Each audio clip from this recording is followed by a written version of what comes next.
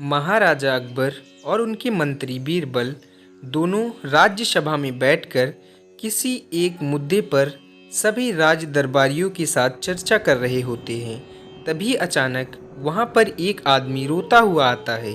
उसे रोता देख अकबर बहुत गंभीर हो जाते हैं और अकबर उस आदमी से पूछते हैं, क्या हुआ भाई, क्यों रो रहे हो? अपने रोने का कारण बताओ, शायद हम सब मिलकर तुम्हारी कोई मदद कर सकें। महाराजा अकबर की बात सुनकर वह आदमी रोना बंद कर देता है और वह आदमी महाराजा अकबर को अपनी सारी समस्या के बारे में विस्तार से बताता है। उस आदमी की समस्या सुनने के बाद अकबर बहुत चिंतित हो जाते हैं, क्योंकि उन्हें उसका कोई उपाय नहीं सूझता। फिर वह सोचते हैं कि लाओ राजगुरु से इसका उपाय दिला दूं। फिर अकबर कहते हैं, इस समस्या का उपाय तो हमारे राजगुरु ही दे सकते हैं। परंतु राजगुरु को भी इस समस्या का उपाय नहीं पता था। वे खड़े हो जाते हैं और कहते हैं, महाराज मुझे क्षमा कर दीजिए, मैं आपकी इस समस्या में कोई सहायता नहीं कर सकता, मुझे माफ़ कर दीजिए। यह कहने के बाद राजगुरु बैठ जाते हैं। महाराजा अकबर कुछ देर तक चिंतन करते हैं। फिर वह कहते हैं, अब सिर्फ बीरबल ही है जो हमारी इस समस्या का समाधान कर सकता है।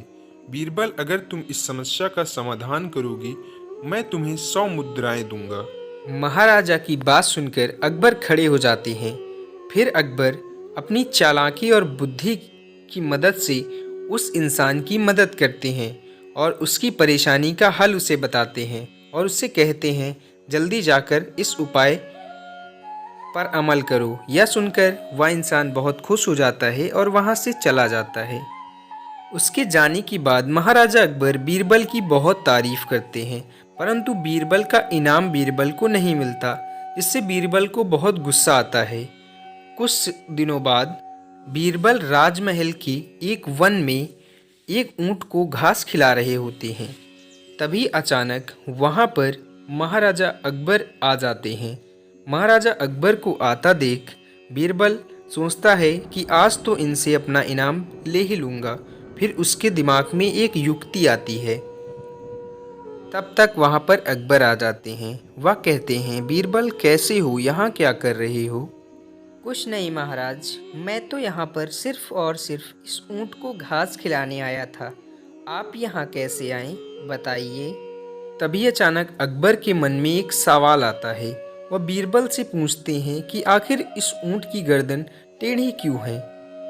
बीरबल अपनी युक्ति पर अमल करते हैं और कहते हैं, महाराज इस ऊँट को भगवान ने दंड दिया है, क्योंकि इसने किसी से वादा किया था और पूरा नहीं किया, इसीलिए भगवान ने इसकी गर्दन टेढ़ी कर रखी है। यह सुनकर अकबर सोचने लगते हैं, मैंने भी बीरबल से एक वादा किया था 100 मुद्राएं देने का और नहीं दिया, कहीं भगवान मेरी भी गर्दन टेढ़ी न कर दे। फिर अकबर बीरबल से कहते हैं, चलो बीरबल, मैंने जो तुम्हें इनाम का वादा किया था, चलो आज मैं तुम्हें वह इनाम दे देता हूँ। फिर अकबर और बीरबल दोनों राजमहल की ओर चले जाते हैं। वहाँ पहुँचने के बाद अकबर बीरबल को उनका इनाम देते हैं। इनाम पाकर बीरबल बहुत ज़्यादा प्रसन्न हो जाते हैं। फिर बीरबल इनाम लेकर वहाँ से अपनी घर की ओर चले जाते हैं। इस प्रकार बीरबल ने बड़ी ही चालाकी से अपना इनाम ले लिया।